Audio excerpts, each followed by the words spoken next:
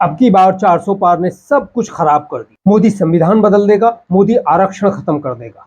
दलितों में विपक्ष ये फैलाने में कामयाब रहा और बची खुची कसर राजपूतों की नाराजगी ने पूरी कर दी। हिंदुत्व की राजनीति के अपने बड़े नुकसान सामने आ रहे हैं। जैसे ही आप हिंदुत्व की राजनीति करते हो तो 18% मुस्लिम और 20% दलित वोट खुद ही कट जाता है, क्योंकि दलितों को हिंदू विरोधी बना दिया गया कुछ षड्यंत्रकारियों ने और कुछ हमारी कमियों ने। बाकी जो 60-62% बच गए उसमें भी आपने कुछ राजपूतों को अपनी ईगो की वजह से नाराज कर दिया। कुछ लोग जातिवाद के नाम पर अपनी पार्टी को वोट करेंगे ही, वो वोट आपको आसानी से मिलने वाला है नहीं।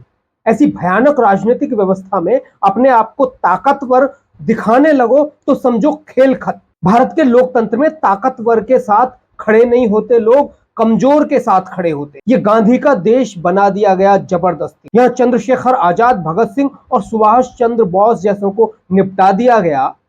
राणा सांगा और महाराणा प्रताप जैसे महान सूरवीरों को निपटा दिया गया।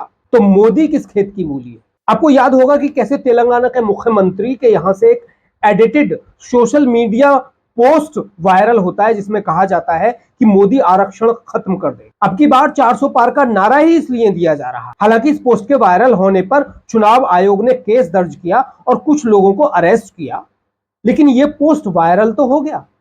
हर दलित पिछड़े युवा के फोन में इतनी तेजी से पहुंच चुका था कि इसे खत्म करना नामुमकिन था। सबको यह बात घर कर गई कि अब मोदी आरक्षण को खत्म करके ही संविधान को बदल देगा। बीजेपी की ओर से बहुत देर बाद इस पर प्रतिक्रिया आई। तब तक खेल खत्म हो चुका था। मेरी एक दोस्त है जो इंजीनियर है और एक मल्टीनेशनल कंपनी में जॉब करती।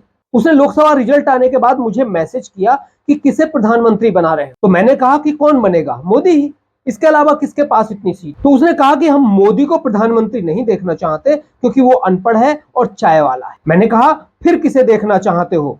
तो उनका जवाब आया राहुल को। मैंने कहा राहुल भी तो 10वीं पास ही है ना, पप्पू है वो तो उन्होंने राहुल की विकिपीडिया पर लिखी विदेशों से मिली डिग्रियां मुझे चेप दी और कहा ये देखिए। तो मैंने कहा आप मुझे पैसे दो, मैं विदेशों से ऐसी कितनी ही डिग्री आपको दिलवा देता हूं। फिर बात आगे बढ़ी तो बोली ईवीएम से जीता है मोदी। मैंने कहा ये सब बातें बकवास है। अब सुप्रीम कोर्ट ने ईवीएम की सुनवाई करते हुए सब खत्म कर दिया और बता दिया कि ईवीएम ठीक है और स्वतंत्र चुनाव होते हैं। तो फिर उनका अगला सवाल था कि मोदी संविधान बदल देगा। तो मैंने कहा कि किसी की औकात नहीं है कि ऐसे इस तरह से संविधान कोई बदल दे। तो उन्होंने कहा कि मोदी का वीडियो है उसमें वो कह रहा है कि संविधान बदल देगा। मैंने कहा ये सब एडिटेड और एआई से बने वीडियो हैं जो सब फर्जी है। इसके बाद उनका जवाब नहीं है। मैं ये स्टोरी आपको इसलिए बता रहा था कि न सिर्फ गांव के लोग बल्कि पढ़े लिखे लोगों में भी ये बात गहराई से बैठ गई कि मोदी संविधान बदल देगा और आरक्षण खत्म कर देगा। ये बात हर युवा के मोबाइल तक पहुंच गई। ऐसे में बीजेपी को दलित वोट उत्तर भारत में बिल्कुल भी नहीं मिला। कुछ पिछड़ों का वोट भी कट गया। आप सोचिए, जिन मायावती को हर हाल में उनकी जाटव बिरादरी का वोट मिलता था, अब की बार वो मायावती को यूपी में नहीं मिला। दूसरे दलित भी कट गए, कुछ पिछड़े भी कट गए। यूपी में अखिलेश और कांग्रेस को दलित और पिछड़ों ने मजबूती से वोट किया। दलित और पिछड़े जिस सपा में सबसे ज्यादा परेशान रहते थे, वो आज सपा के पास कैसे चले गए आखिर? मतलब वो सपा के गुंडों से पिटने को तैयार हैं, लेकिन आरक्षण नहीं छोड़ना चाहते हैं।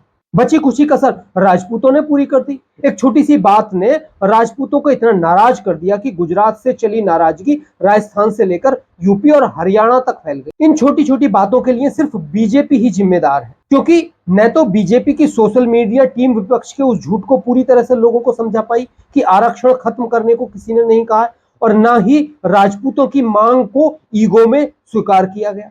राजपूतों ने तो सिर्फ इतना कहा था कि सांपला को टिकट मत दो क्योंकि उसने राजपूतों की भावना को ठेस पहुंचाई, लेकिन अपने आप को चाणक्य मानने वाले लोगों ने एक नहीं सुनी और राजपूतों की नाराजगी गुजरात से लेकर पूरे उत्तर भारत में फैल गई। यह भी बड़ा कारण रहा बीजेपी की सीट कम आने का। हिंदुत्व की राजनीति के बड़े नुकसान सामने आ रहे हैं। जैसे ही आप हिंदुत्व की राजनीति करते हो तो 18% मुस्लिम और 20% दलित वोट खुद ही कट जाता है, क्योंकि दलित को हिंदू विरोधी बना दिया गया कुछ षड्यंत्रकारियों के द्वारा और कुछ हमारी कमियों ने। बाकी जो 60-62% लोग बच गए उसमें भी आपने कुछ राजपूतों को अपनी ईगो की वजह से नाराज कर दिया। कुछ लोग जातिवाद के नाम पर अपनी पार्टियों को वोट करेंगे ही, वो वोट आपको आसानी से मिलने वाला नहीं है।